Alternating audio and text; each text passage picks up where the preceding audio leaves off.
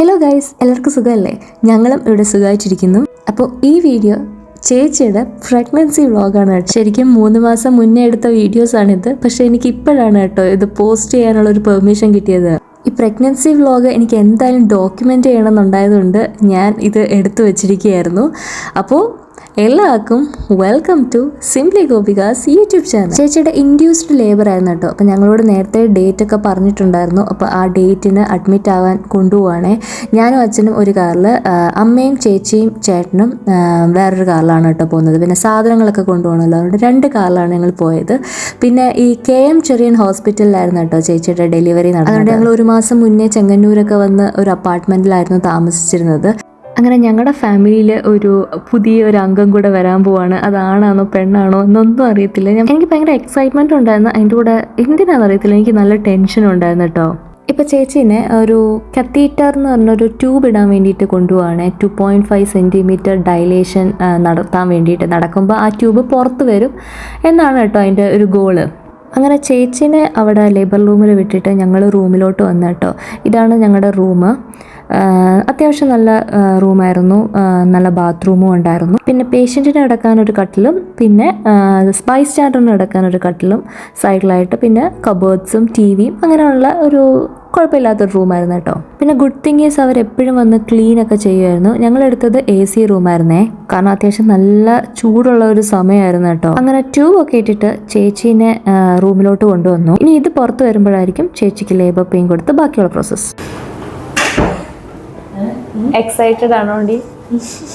പറ, പേടിയാണോ എക്സൈറ്റഡ് ആണോ അതോ എന്താണ് ഇപ്പൊ തോന്നുന്നത്? രണ്ടും ഉണ്ടല്ലേ. എന്നാലും എന്ത് തോന്നുന്നു ഇപ്പൊ? എനിക്ക് നല്ല ടെൻഷൻ ഉണ്ട് കേട്ടോ, ഭയങ്കര. അങ്ങനെ എന്തിപ്പോ ഇപ്പത്തെ പ്രോസസ്സ് എന്താ ചെയ്തത്? ഇപ്പൊ ട്യൂബ് ഇട്ട്. എന്തിനാ അതിട്ടെ? അത് ഡൈലേഷൻ സെർവിക്സിന്റെ അതിന് വേണ്ടിയിട്ട്. അത് കഴിഞ്ഞിട്ട് ഇപ്പോൾ ഒരു 2.5 സെൻറ്റിമീറ്റർ ആവാൻ വേണ്ടിയിട്ടാണ് അതിട്ടത്. അത് കഴിഞ്ഞിട്ട് ബാക്കി പ്രോസസ്സ് ചെയ്യും കേട്ടോ. ഇത് നെക്സ്റ്റ് ഡേ ആണ്. ചേച്ചീനെ ലേബർ റൂമിലോട്ട് കയറ്റുകയാണ്. ഞങ്ങളെടുത്തത് സ്യൂട്ട് റൂം ആയതുകൊണ്ട് ചേട്ടന് കയറാൻ പറ്റും. പിന്നെ ഈ ഒരു ഹോസ്പിറ്റലിൽ ഒരാൾക്ക് മാത്രമേ കൂടെ നിൽക്കാൻ പറ്റൂ കേട്ടോ. അതും ഒന്നെങ്കിൽ ഹസ്ബൻഡ് ആയിരിക്കണം, അല്ലെങ്കിൽ മദർ ഇൻ ലോയോ മദറോ ആയിരിക്കണം, അല്ലാതെ വേറെ ആർക്കും പറ്റത്തില്ല. എനിക്ക് കയറണമെന്നും ഉണ്ടായിരുന്നു, പക്ഷേ എനിക്ക് ഉറപ്പുണ്ട് ഞാൻ കയറിയ ബോധം കെട്ട് വീഴുമെന്നുള്ളത്. അങ്ങനെ ചേച്ചിക്കും ചേട്ടനും ഒരു ഓൾ ദി ബെസ്റ്റ് പറഞ്ഞിട്ട് ലേബർ റൂമിലോട്ട് വിട്ടിട്ടുണ്ട്. ഹലോ ഗൈസ്, അപ്പോൾ ഇത് നെക്സ്റ്റ് ഡേ ആണ്. അപ്പോൾ ഇന്നലെ ചേച്ചീനെ 2.5 സെൻറ്റിമീറ്റർ ആക്കാനുള്ള ട്യൂബൊക്കെ ഇട്ടിട്ടുണ്ടായിരുന്നു. അപ്പോൾ അതൊക്കെ കഴിഞ്ഞു. പിന്നെ ഒരു 11 PM ആയപ്പം ചേച്ചീനെ ലേബർ റൂമിൽ കയറ്റി പെയിൻ അല്ലല്ലോ വേറെ എന്തോ സംഭവം കൊടുത്തിട്ട് ഡ്രിപ്പും ഒക്കെ ചെയ്തു. പിന്നെ ഇന്ന് രാവിലെ പെയിനുള്ള മരുന്ന് കൊടുത്തു. ഞങ്ങൾ മറ്റേ അപ്പാർട്ട്മെൻറ്റിൽ പോയി കിടന്നു കേട്ടോ, കാരണം ഇവിടെ ബൈ സ്റ്റാൻഡറിന് മാത്രം കിടക്കാനുള്ള ഒരു സ്ഥലം മാത്രമേ ഉള്ളൂ. അവിടെ ഞങ്ങൾ അവിടെ പോയി കിടന്നു. പിന്നെ രാവിലെയാണ് കേട്ടോ വന്നത്. പിന്നെ ചേച്ചീനെ അവിടെ ലേബർ റൂമിൽ പോയി കണ്ടു. എന്നിട്ട് ഞങ്ങൾ ഇങ്ങോട്ടേക്ക് വന്നേക്കാണ്. പിന്നെ ഞങ്ങൾ വെയിറ്റ് ചെയ്യുകയാണ്. ഇനി സമയം ഇപ്പം 9 മണിയാവുന്നു.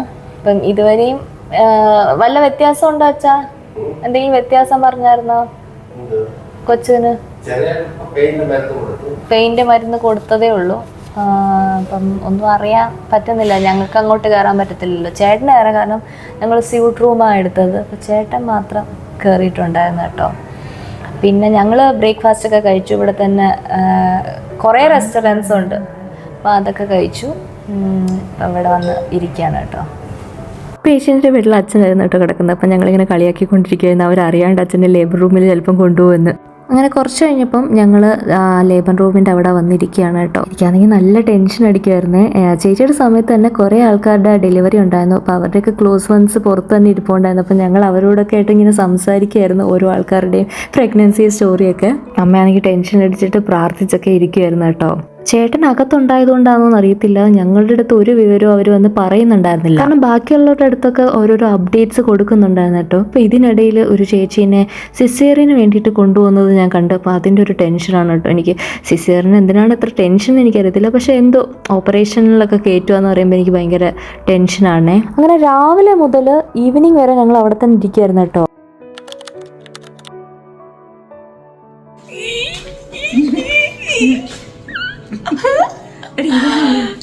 ഗേൾ ബേബി ഞാൻ കണ്ടു.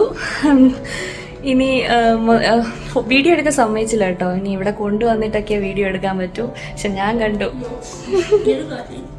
അതെ, സമയം ഇപ്പം 8:30 ചേച്ചിയും കുഞ്ഞും ഇപ്പോൾ ഒബ്സർവേഷനിലാണ് കേട്ടോ. കുറച്ച് കഴിയുമ്പം റൂമിലേക്ക് കൊണ്ടുവരും. ഞങ്ങൾ അതിനിടയിൽ മറ്റേ വീട്ടിൽ പോയിട്ട് കുറച്ച് ഫ്രഷൊക്കെ ആയി ഡിന്നറൊക്കെ കഴിച്ചു. പിന്നെ ചേച്ചിക്കുള്ള ഫുഡും കൊണ്ടുവന്നിട്ടുണ്ട് കേട്ടോ.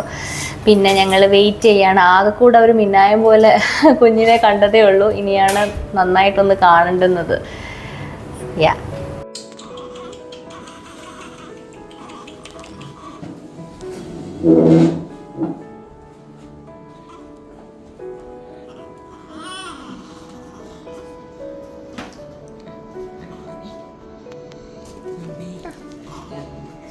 നേരത്തെ ആ ഒരു ക്ലിപ്പ് എനിക്ക് അങ്ങനെ തന്നെ ഇടണമെന്നുണ്ടായിരുന്നു കേട്ടോ. അതുകൊണ്ട് ഞാൻ ഓഡിയോ ഒന്നും മാറ്റാതെ അങ്ങനെ തന്നെ ഇട്ടിരിക്കുന്നത്. അങ്ങനെ കുഞ്ഞിനെയും ചേച്ചീനെയും റൂമിൽ കൊണ്ടുവന്നു. അമ്മയാണ് കേട്ടോ റൂമിൽ കൊണ്ടുവന്നതിന് ശേഷം ആദ്യം എടുക്കുന്നത്. കാരണം അമ്മ കുറച്ച് എക്സ്പീരിയൻസ്ഡ് ആയിരുന്നു. പിന്നെ അതേ ചേച്ചി ഭയങ്കര ടയേർഡായിട്ടുണ്ടായിരുന്നു. അത് കഴിഞ്ഞിട്ട് അച്ഛനും എടുത്തു. എനിക്കാണെങ്കിൽ ഒട്ടും ധൈര്യം ഉണ്ടായിരുന്നില്ല എടുക്കാനായിട്ട്. ഞാനിങ്ങനെ ചുറ്റിപ്പറ്റി ഇങ്ങനെ നിൽക്കുകയാണ്. ആരെങ്കിലും ഒന്ന് എടുത്ത് തരുന്നെങ്കിൽ തരട്ടെ എന്ന് വിചാരിച്ച്. പക്ഷെ ആരും എനിക്ക് എടുക്കാൻ തരുന്നേ ഇല്ലായിരുന്നു. നെക്സ്റ്റ് ഡേ ആണ്. ഇന്നലെ കുഞ്ഞിനെയും ചേച്ചിനെയും കൊണ്ടുവന്നപ്പം ഒരു 11:30 ആയി കേട്ടോ. ഭയങ്കര ലേറ്റായി. അതുവരെ അവർ ലേബർ റൂമിൽ തന്നെയായിരുന്നു. അവർ ഉറങ്ങിയൊക്കെ ചെയ്യുമായിരുന്നു കേട്ടോ. പിന്നെ ഒബ്സർവേഷനിലിരുത്തിയിട്ട് പിന്നാണ് കൊണ്ടുവന്നത്. എന്തായാലും അമ്മയും അച്ഛനും എടുത്തു. എനിക്കിതുവരെ എടുക്കാൻ പറ്റിയിട്ടില്ല കേട്ടോ. പിന്നെ അമ്മ അവിടെ നിൽക്കുമായിരുന്നു. ഞാനും അച്ഛനും ഇങ്ങോട്ടേക്ക് വന്നു. പിന്നെ രാവിലെ അച്ഛനും അമ്മയും ഹോസ്പിറ്റലിൽ പോയിട്ടോ. ഞാനിവിടെ നിൽക്കുമായിരുന്നു കുറച്ച് ലഞ്ചൊക്കെ ഉണ്ടാക്കാൻ വേണ്ടിയിട്ട്. അപ്പം ഇനി ഞാൻ അങ്ങോട്ടേക്ക് പോവാണ്. ഇപ്രാവശ്യം എന്തായാലും, അതായത് ഇന്നത്തെ ദിവസം എനിക്ക് എന്തായാലും കുഞ്ഞിനെ എടുക്കണം എന്നുണ്ട്. ഇന്ന് ഞാൻ ട്രൈ ചെയ്യും കേട്ടോ എടുക്കാനായിട്ട്. പേടിയാവുന്നു.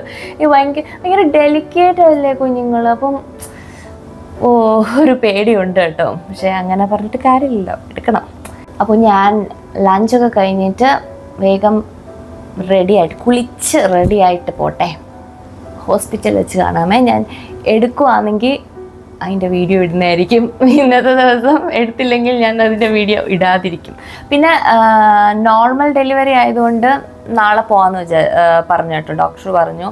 സോ സെക്കൻഡ് ഡേ നമുക്ക് പോകാം എന്ന് പറഞ്ഞു. അപ്പം നാളെ ഞങ്ങൾ തിരിച്ചു പോകും, ഡിസ്ചാർജ് ആവും.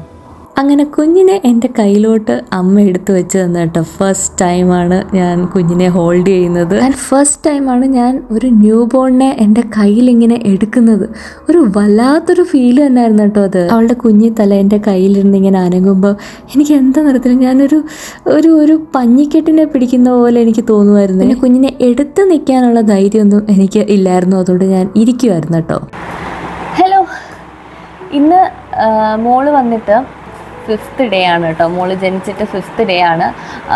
ആക്ച്വലി 2 ദിവസം മുന്നേ തന്നെ ചേച്ചിനെ ഡിസ്ചാർജ് ചെയ്തിരുന്നു. പക്ഷേ കുഞ്ഞിന് മറ്റേ മഞ്ഞ നോക്കിയപ്പം കുറച്ചുണ്ടായിരുന്നു കേട്ടോ. അപ്പോൾ അതുകൊണ്ട് ഫോട്ടോ തെറാപ്പി ചെയ്യാൻ വേണ്ടിയിട്ട് ഒരു ദിവസം കൂടെ എക്സ്ട്രാ ഇട്ടു. പിന്നെ ഇന്ന് ഫൈനൽ ചെക്കപ്പും ഒക്കെ കഴിഞ്ഞിട്ട് ഇന്ന് വൈകിട്ട് അവർ ഇങ്ങോട്ടേക്ക് വരികയാണ്, കൊട്ടാരക്കര വീട്ടിലേക്ക്. സോ ഞാനും അച്ഛനും ഇന്നലെ തന്നെ ഇങ്ങോട്ടേക്ക് വന്നു കേട്ടോ, വീടൊക്കെ ഒന്ന് തുടച്ച് വൃത്തിയാക്കാനായിട്ട്. അപ്പം ഞങ്ങളിന്ന് രാവിലെ അതൊക്കെ ചെയ്തു. പിന്നെ അവരൊരു ഈവനിങ് ആകുമ്പോൾ ഇങ്ങോട്ടേക്ക് വരും, ചെങ്ങന്നൂരിൽ നിന്ന് ഇങ്ങോട്ടേക്ക് വരും. സോ അതിനു മുന്നേ എനിക്കൊരു ഗ്രാൻഡ് വെൽക്കമിങ് ചെയ്യണം എന്നായിരുന്നു ആഗ്രഹം. പക്ഷേ ടൈമിൻ്റെ ഒരു പ്രശ്നവും, പിന്നെ ഞാൻ ഒറ്റയ്ക്ക് മാത്രമേ ഉള്ളൂ. കാരണം അച്ഛനും കൂടെ അങ്ങോട്ടേക്ക് അവരെ സാധനങ്ങളൊക്കെ എടുക്കാൻ വേണ്ടിയിട്ട് അച്ഛനും കൂടെ പോയി. അപ്പം ഞാനിവിടെ ഒറ്റയ്ക്കാണ് കേട്ടോ. അപ്പം ഞാൻ പിങ്ക് ബലൂൺസൊക്കെ വെച്ച് ഡെക്കറേറ്റ് ചെയ്യണം എന്നായിരുന്നു എൻ്റെ ആഗ്രഹം. പക്ഷെ അതില്ല, അതിപ്പോൾ നടപടിയായ കാര്യമല്ലാത്തതുകൊണ്ട് ഞാൻ കുറച്ചു ദീപങ്ങളൊക്കെ വെച്ച് എൻട്രൻസിൻ്റെ പോർഷനൊക്കെ ഒന്ന് ഡെക്കറേറ്റ് ചെയ്താലോ എന്നാണ് കേട്ടോ ഇപ്പം ഞാൻ വിചാരിക്കുന്നത്. കാരണം മോളല്ലേ വരുന്നത്. സോ കുറച്ച് നല്ല വൃത്തിക്ക് ഒന്ന് വെൽക്കം ചെയ്താൽ കൊള്ളാം എന്നെനിക്കുണ്ട്. സോ ഞാൻ വേഗം അത് ചെയ്യട്ടെ കേട്ടോ. ഞങ്ങളുടെ വീട്ടിൽ ഇഷ്ടം പോലെ ഈ ദീപം ഉണ്ടായതുകൊണ്ട് അതിനൊരു കുറവില്ലായിരുന്നു. അപ്പം ഞാൻ എന്നാൽ കഴിയുന്ന രീതിയിൽ ഞാൻ ഡെക്കറേറ്റ് ചെയ്യാൻ നോക്കുകയാണ്. ഞാൻ ഈ ഒരു മേഖലയിൽ വളരെ വളരെ മോശമാണ്. എനിക്ക് ഒട്ടും എസ്തറ്റിക് സെൻസ് ഇല്ലാത്ത ഒരാളാണെന്ന് എനിക്ക് പലപ്പോഴും തോന്നിയിട്ടുണ്ട് കേട്ടോ. ആദ്യം ഞാൻ ദീപം മാത്രം വെക്കാം എന്നാണ് വിചാരിച്ചിരുന്നത്, പക്ഷെ അതിനൊരു സുഖം കിട്ടിയില്ല. അപ്പം ഞാൻ അവിടെ നിന്ന് കുറച്ച് ചെമ്പരത്തി പൂയുടെ ഇതളുകൾ എടുത്ത് ചുറ്റുവിടുകയാണ്. എൻ്റെ ഈ വേറെ ഫ്ലവറൊന്നും എനിക്ക് കിട്ടിയില്ല കേട്ടോ. അതുകൊണ്ട് ഞാൻ ചെമ്പരത്തി പൂ വെച്ച് അഡ്ജസ്റ്റ് ചെയ്യാനേ, തുറന്നു പോകാതിരുന്നാൽ കൊള്ളാം. ഇതിപ്പോൾ ഈ ലീവ്സൊക്കെ ഇങ്ങനെ വിടർന്നിരിക്കുന്നത് കൊണ്ട് കുഴപ്പമില്ല, പക്ഷെ കുറച്ച് കഴിഞ്ഞപ്പോൾ ഉണ്ടല്ലോ ചൂട് കാരണമാണെന്ന് തോന്നുന്നു അത് ഭയങ്കരമായിട്ട് അങ്ങ് വാടി ഒട്ടിപ്പോയിട്ട്. പിന്നെ ഒരുവിധം ഞാൻ അങ്ങ് അഡ്ജസ്റ്റ് ചെയ്തു എന്ന് വേണമെങ്കിൽ പറയാം. അങ്ങനെ എൻ്റെ അഡ്ജസ്റ്റ്മെൻറ്റ് ഡെക്കറേഷൻ ഇവിടെ റെഡി ആയിട്ടുണ്ട്. ഇനി ഈ ദീപം കൂടെ കത്തിച്ചു കഴിഞ്ഞാൽ ഓൾ സെറ്റ്. അങ്ങനെ കാത്തിരിപ്പൊടുവിൽ ഞങ്ങളുടെ പ്രിൻസസ് ഇവിടെ ലാൻഡ് ആയിട്ടുണ്ട്. ഞാൻ മീൻവെയിൽ ദീപമൊക്കെ കത്തിച്ച് ഒരു ഉഴിഞ്ഞിടാനുള്ള താലമൊക്കെ റെഡിയാക്കിയിട്ടുണ്ട് കേട്ടോ. മഞ്ഞളും ചുണ്ണാമ്പും ഒക്കെ ആയിട്ടുള്ള ഒരു വെള്ളം, അത് ഉഴിഞ്ഞ് മോളെ അകത്ത് കയറ്റാം എന്നാണ് വിചാരിച്ചത്. അങ്ങനെ ഞങ്ങളുടെ ഹോസ്പിറ്റൽ ബാക്ക് പാക്കിംഗ് വീഡിയോയിൽ പറഞ്ഞതുപോലെ തന്നെ ചേച്ചി കുഞ്ഞിനെ ക്യാരി നെസ്റ്റിലാണ് കേട്ടോ കൊണ്ടുവന്നത്. അതിൽ ഇരുന്നപ്പോൾ കാണാൻ പോലും ഉണ്ടായിരുന്നില്ല, വളരെ കുഞ്ഞു കോഴിക്കുഞ്ഞിൻ്റെ അത്ര ഉണ്ടായിരുന്നുള്ളൂ. അങ്ങനെ കുഞ്ഞിനെ 3 വട്ടം ഉഴിഞ്ഞ് ആ താലത്തിലെ വെള്ളമൊക്കെ കളഞ്ഞ് ഞാൻ അകത്തേക്ക് കയറ്റുകയാണ് കേട്ടോ. അപ്പം ഞാനാണ് മോളെ ആദ്യമായിട്ട് വീട്ടിൽ കയറ്റുന്നത്. ആ ഒരു ക്രെഡിറ്റ് കൂടെ എനിക്കുണ്ട് കേട്ടോ. ഞാൻ ഇതെല്ലാം ഡോക്യുമെൻ്റ് ചെയ്ത് വെക്കുന്നത് ഭാവിയിൽ അവൾ വലുതാകുമ്പം ഈ വീഡിയോ കാണുമ്പം അവൾക്കൊരു സന്തോഷമായിരിക്കുമല്ലോ. അപ്പം അതും പിന്നെ ചേച്ചിക്കും ചേട്ടനും ഈ ഒരു ഓർമ്മ ചെറിഷ് ചെയ്യാൻ പറ്റും, എനിക്ക് ചെറിഷ് ചെയ്യാൻ പറ്റും. അപ്പം ഇതുകൊണ്ടൊക്കെയാണ് കേട്ടോ ഞാൻ ഇതെല്ലാം ഡോക്യുമെൻ്റ് ചെയ്യാമെന്ന് വിചാരിച്ചത്. എനിക്ക് മോൾ അകത്ത് കയറുമ്പം ഞാൻ അവിടെ അകത്ത് നിന്ന് വീഡിയോ എടുക്കണം എന്നായിരുന്നു വിചാരിച്ചിരുന്നത്, പക്ഷെ ഞാൻ തന്നെ ഒറ്റയ്ക്ക് മാനേജ് ചെയ്യുന്നത് എനിക്കത് പറ്റിയില്ല കേട്ടോ. അതുകൊണ്ട് ബാക്ക് സൈഡിൽ നിന്നുള്ളൊരു വീഡിയോ മാത്രമേ എനിക്ക് കിട്ടിയുള്ളൂ. അങ്ങനെ കുഞ്ഞ് ആദ്യം വന്ന് കിടക്കുന്നത് ഈ ഒരു ദിവാൻ കോട്ടിലാണ് കേട്ടോ. അങ്ങനെ ഞങ്ങളുടെ ഫാമിലിയിലെ പുതിയ കുഞ്ഞു മെമ്പർക്ക് ഈ വീട്ടിലേക്ക് സ്വാഗതം പറഞ്ഞുകൊണ്ട് ഞാൻ ഈ വീഡിയോ നിർത്തുവാണേ.